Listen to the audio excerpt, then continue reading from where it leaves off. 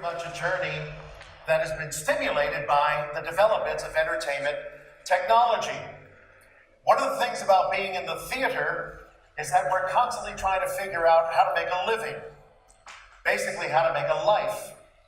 And it's kind of surprising to me that now in my 64th year on this planet, I'm involved in something that is the dynamic of young people, which is why the topic is, can esports bring together youth of the world? A world that is increasingly fractured. Now, why should you even listen to me?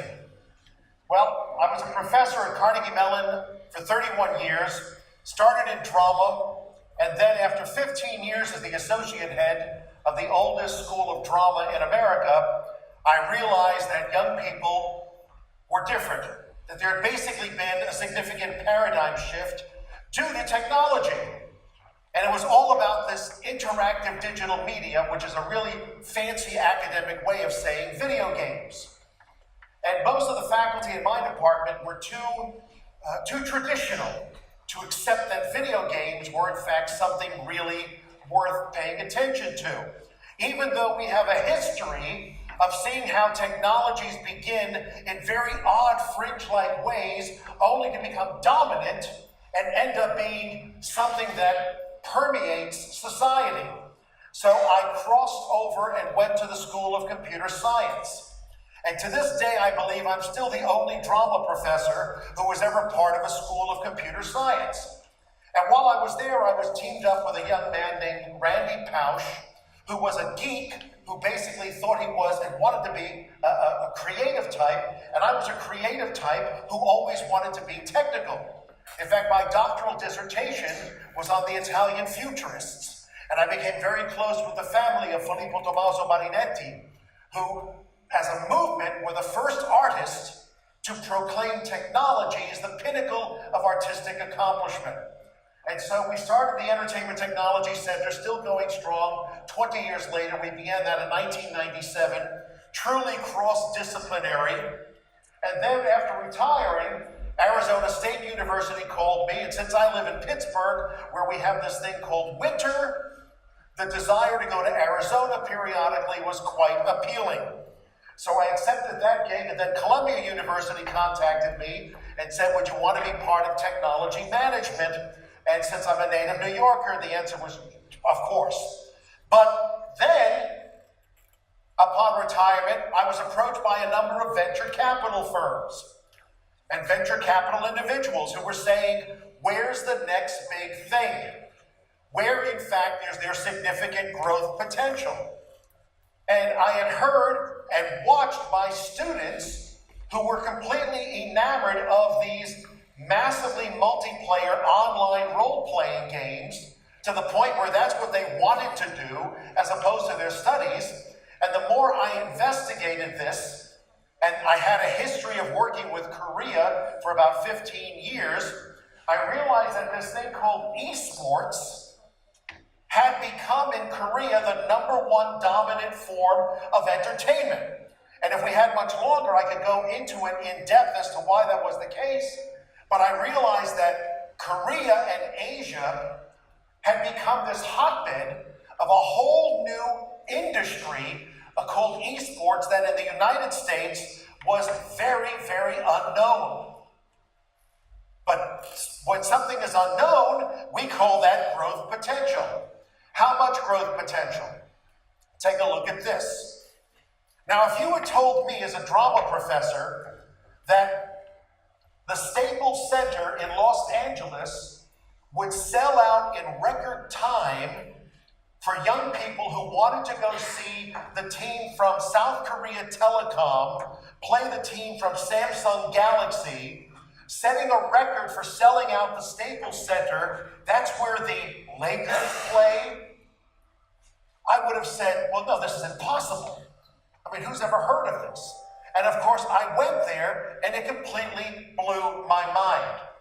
And so what we did as a company was contact Inven with Korea, which is the largest game media company in Korea, and said, we want you. And we want you to expose the English language world to this phenomenon called esports. Because what we realize is that gamers are champions too. Notice it is called sport. And sport is something that has been around since the very beginning.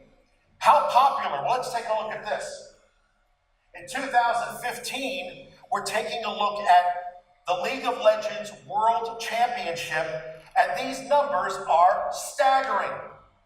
Absolutely staggering. And of course, this is a sport that does not exist without technology. It does not exist without networking. It does not exist without the ability to stream this content across the world. And it is resonating with young people. And if there's anything that I demanded of myself as a professor, was that I was not going to ignore the interests of young people. Because I was one of those radical hippie types in the 60s in college who kept being told that I would outgrow these things that I found of interest. I never outgrew them. So now that I'm interested in this as a relevant form of entertainment among young people, I'm also interested in it as a business. Because let's take a look at this. Esports right now is about a $500 million industry. Pales in comparison with all these other sports, these traditional sports. But what is happening? What's happening is very simple. Old people are dying. It's real simple. The folks who have been traditionally following all of this are leaving us. Who is replacing us? The young people for whom esports represents a dynamic way of using your brain and your physicality.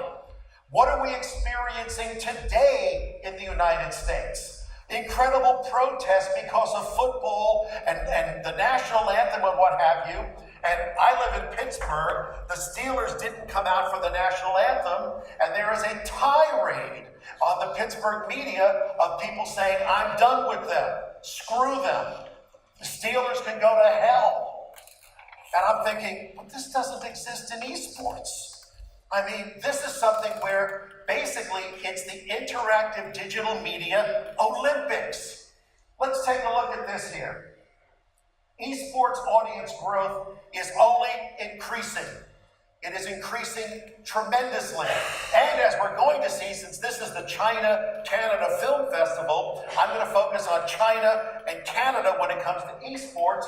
We're looking at tremendous growth, and most of the growth is going to be coming from Asia. The other thing from a marketing standpoint is when we take a look at the esports fan, they are extremely loyal to brands. So from a traditional marketing standpoint, they're not fickle.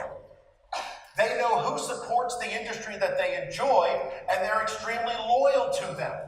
It's one of the reasons why you're seeing in the US, ESPN is getting into esports.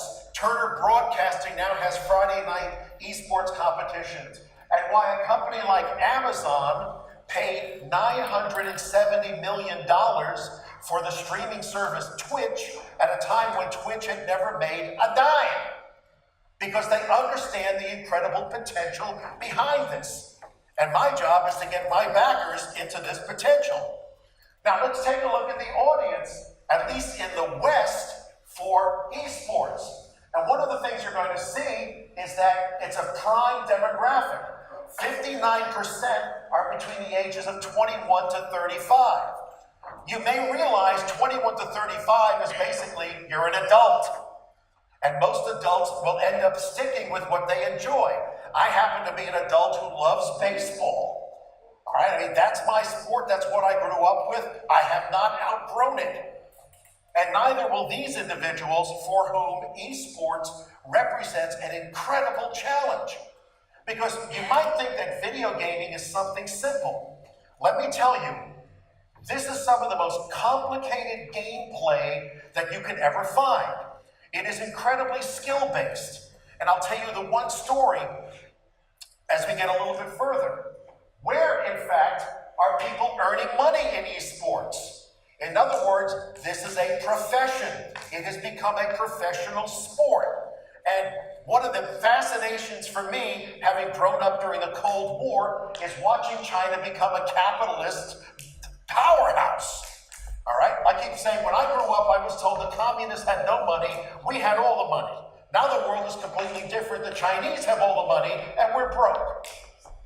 It's like, I don't know what the hell I was being taught in economics, but it was wrong. So you take a look at this, and you've got where are the earners? In fact, we're going to find out that China takes care of its esports players probably better than any other country in terms of earnings. And you'll also notice Canada is very involved in this, as we're going to see more. Now, these games themselves, what are we talking about? First of all, these games are MOBAs. These are multiplayer online battle arenas.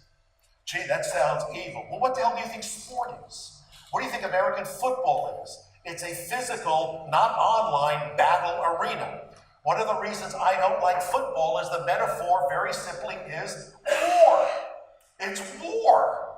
And we wonder in the U.S. why we have such violence. The number one sport nowadays is a metaphor of war. Baseball, in fact, I urge you to go back to George Carlin, the famous comedian, when he describes baseball versus football. He says it all. He says it all. Baseball is a story, it's a wonderful metaphor it's a journey motif of leaving home, going on a journey, and all you want to do is get home again. It's Peer Gynt, it's Siddhartha, it's all of those things. But one of the things that blew me away was the complexity of the games that are played in esports. Okay, let's take a look at this. League of Legends is the #1 esport around the world. You have 126 characters that you need to choose from. I mean, look at Dota, which is Defense of the Ancients too. 110 characters. Folks, I was at the League of Legends World Championship in Los Angeles. I'm there as a guest of Riot Games, because again, if we had a lot more time, we talk about the business of esports. The producers of the games really are the ones making the money. So anyway, I'm there as a guest of Riot, and I'm watching in the Staples Center while these 5 Koreans versus these 5 Koreans, and on the Jumbotron, it looks like the invasion of Normandy or a scene from Star Wars. And I'm dazzled. I mean, I'm expecting an epileptic fit any minute. There's so much going on. And my Korean colleague leans over to me and says, Don, I want to apologize for how boring this game is. I was taken aback. I went, how boring? He goes, yes. You see, in esports, we calibrate them, we qualify them by actions per minute. Actions per minute. He goes, in a regular game, there should be about 400 actions per minute. In a championship game, there should be 600 actions per minute. And I said, well, no wonder I'm going insane. You're keeping track of 600 actions per minute? Do you realize my favorite sport is baseball? The catcher throws the ball back to the pitcher. The pitcher walks off the mound, spits, scratches himself, goes back to the mound, looks at the runner on second base, steps up. If there's 1 action per minute, I'm in heaven. And you're telling me you're following 600 actions per minute? This is astounding. Is this attention deficit disorder, or is this a sensitivity and an evolution of the human brain beyond anything we imagine? The Bible of video gamers is the book Ender's Game, which became a bad movie, but it's an incredible book about how playing games really are an emulation of the dynamism of life. Let's take a look. Okay? The global games market. Take a look at China, 24.4 billion as of 2016. It is already bigger than the United States. And frankly, it better be, because you got like 4 times the people we have. So it's an incredible growth industry. You take another look, the esports audience growth 51% is going to occur in the Asia-Pacific area. Where are we looking for tremendous growth now? In Southeast Asia. But let's go back to where this all began, Korea. Why did Korea become the #1 esports nation in the world? It was a government directive. The government realized that digital media and high tech and connectivity is what it was going to be all about. And so in the early 90s, they made sure that high-speed networking would occur throughout the country.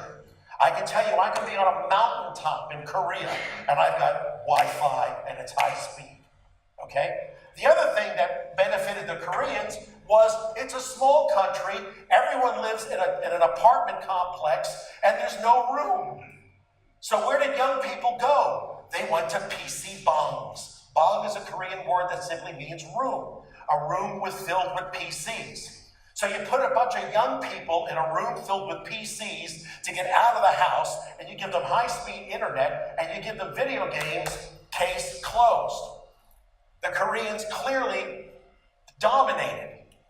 But what's happening now? There's a Korean brain drain of gamers that are now being hired by China, that are being hired by the US, that are being hired, and even though Korea remains a juggernaut in esports, it is having increased competition, definite competition. From where? Primarily from China, but also from the US.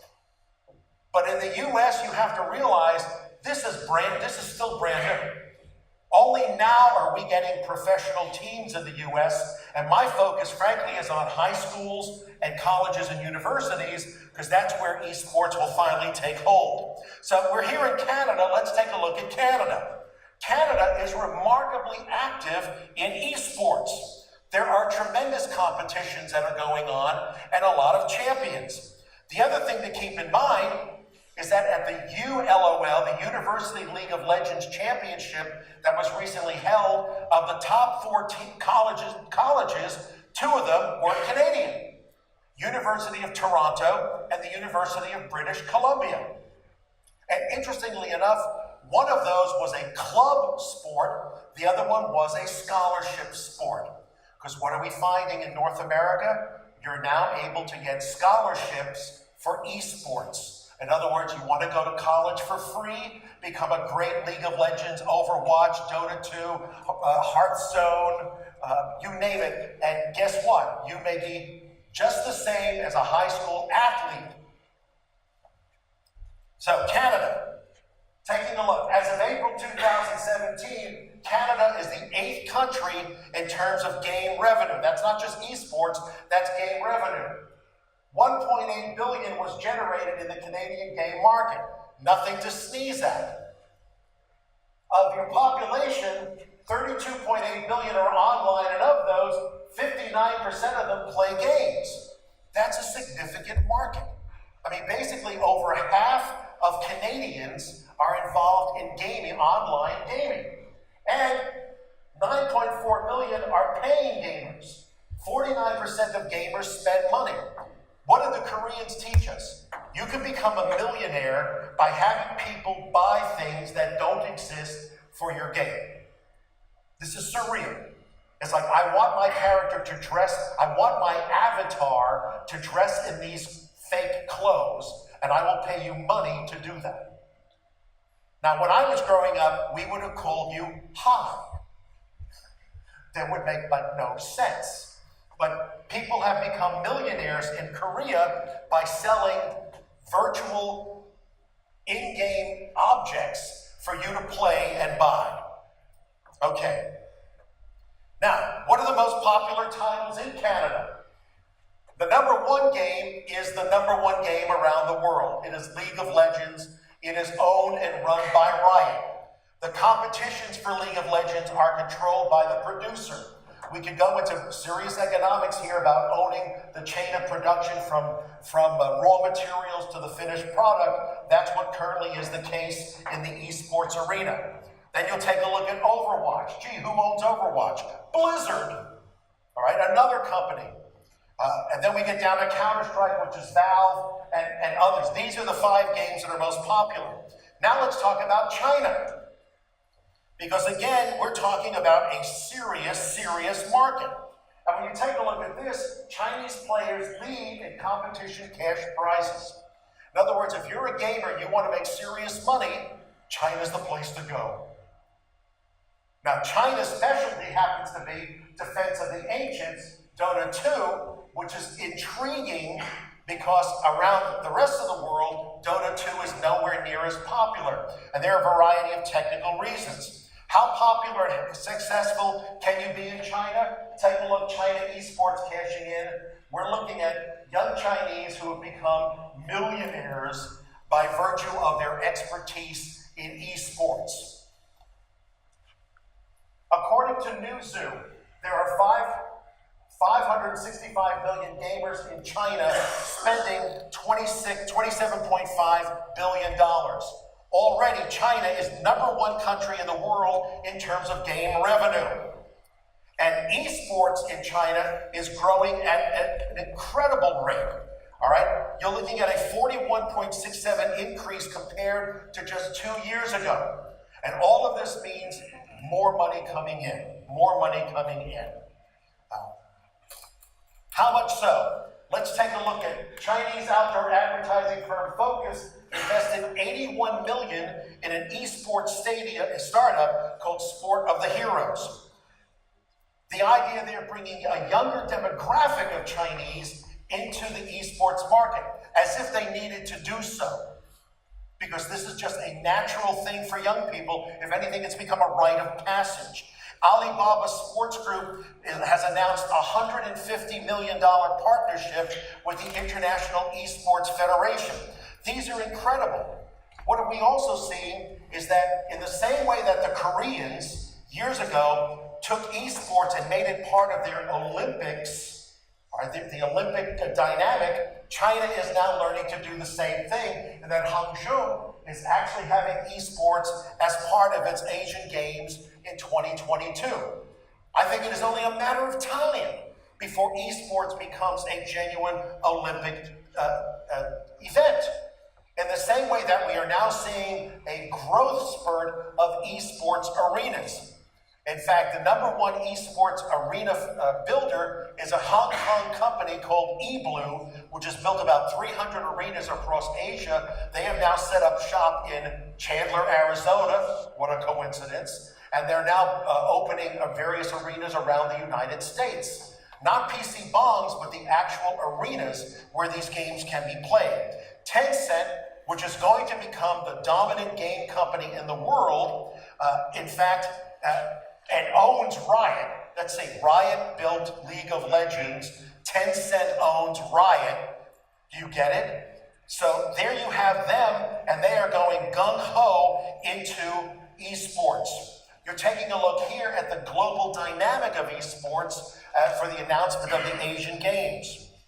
And so it is only a matter of time before events along the lines of Olympics ends up becoming, that esports becomes a big factor and part of them.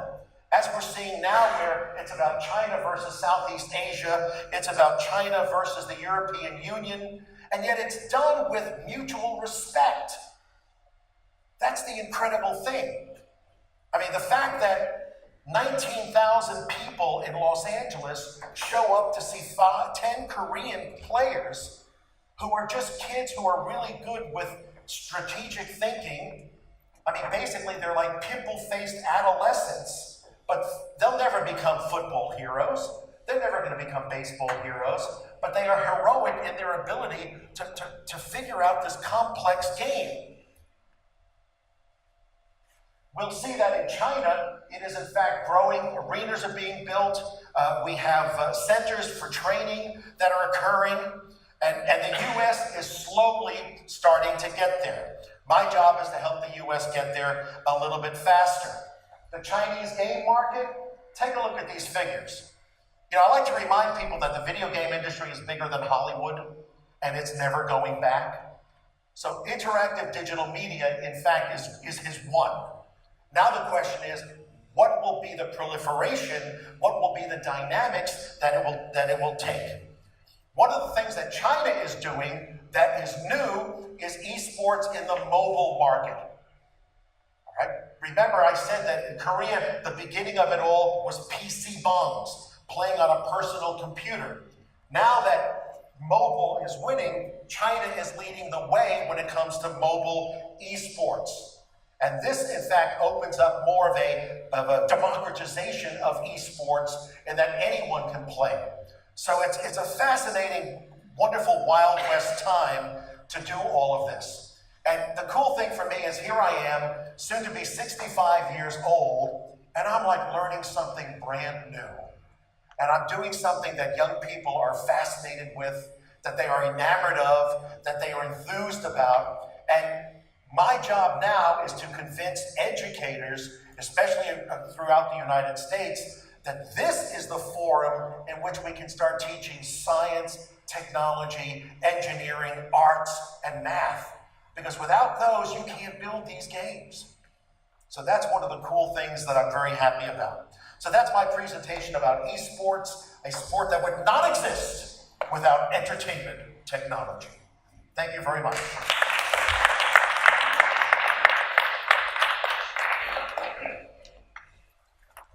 Thank you, Don. High energy, as always. I wish I could have some of that high energy. Couple of questions. Well, you already unmiked, but I'm loud, so you can go ahead. Esports, you said Canada and China and US and Europe. How is it doing in, let's say, India or Russia? Do you have any ideas? Yeah, in India it's still rather slow because the network is it's not really high speed enough up to stuff right now. In Russia, it's the usual Russia problems, which is how much do we want them to steal? But the idea behind Inven right now is Inven Global English, Inven Global Mandarin will be the next step, Inven Global Portuguese for the Brazilian market, Inven Global Russian, when we can finally make sure we can make money in Russia and take it out. So that's because it is, in fact, a global experience. And if you play League of Legends in Indonesia, it's the same game that you're playing if you were in British Columbia. All right, thank you. There's another question for you. Actually, my speech is not the question, but I just want to introduce some of my project related to the professor in Montreal in China, because I'm also from the Montreal China Academic Association, and also from the Zhejiang Talent Office in Montreal. And you have to mention as Hangzhou, Hangzhou is the capital city of Zhejiang province, and the Zhejiang province is the richest ever in China, And in this year, we have published 3 projects, some related to the medical, and some related to the software, and some related to the laser. And in China, the province of different policy is much different, and for our project, we have to publish in this year for every project have from the investment from Chinese government at least 10 million Chinese yuan or but I mean in this November they have a meeting in Hangzhou. There were almost 400 scientists all around the world that will attend Hangzhou. If you have interest, maybe I can invite you to visit Hangzhou and to see the policy of Zhejiang province. I could not have put a better spokesperson in the audience to illustrate what I have just presented. Yeah. That's called vision. All right, the province has got vision, but more than vision, it realizes what the young people are interested in. And it's not just frivolous, because the skills that you are learning when you're playing these games, you know, as a drama professor, the notion of 126 characters in a game that you need to know, especially when each one of those characters has specific attributes that change depending upon the length of the game and what that character has experienced. To make one of these games is like writing War and Peace. Now, it's one of the reasons why the experts in linear narrative that you find in Hollywood, they don't make video games, because these are too complicated. All right, but these young people are able to get this. You're doing something very well.